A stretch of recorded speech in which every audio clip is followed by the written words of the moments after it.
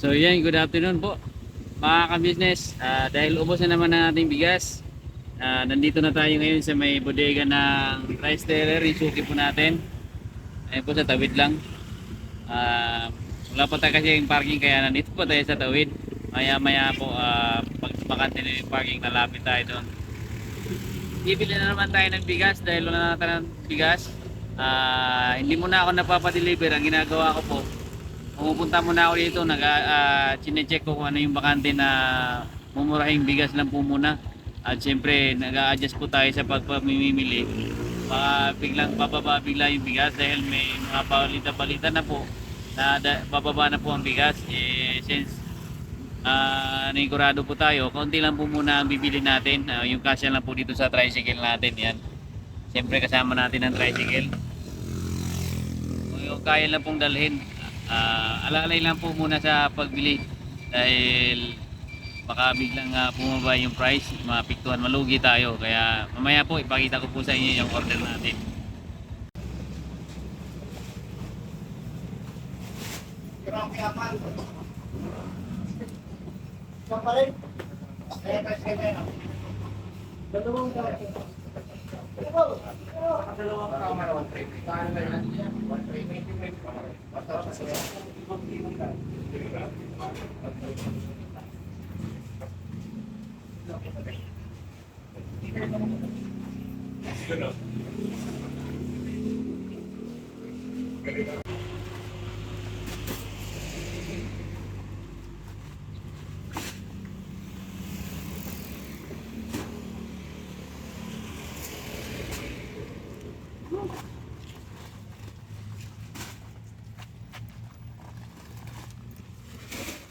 Ito lang po.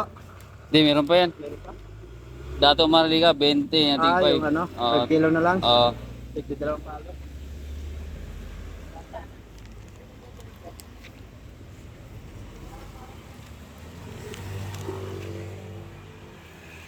Yan. Ano pa? Pahaba. Pa ganun? Opo. Sa loob yan kuya. Ganun? Ayan. Tirahan mo lang ang upuan. Ganun ba yan? Pag may estudyante nga, hanggang dito kayo yung po eh. Pagdalaga.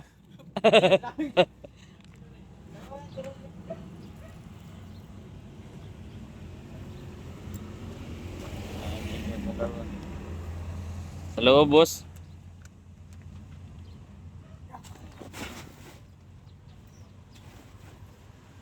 Okay.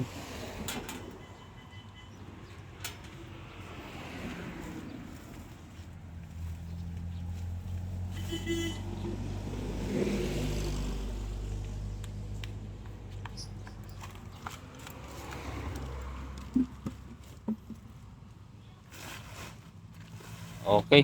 Thank you. Okay na, ano ba?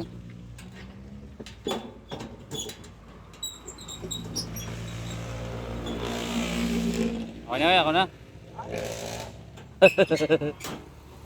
Thank you. So ayan mga business.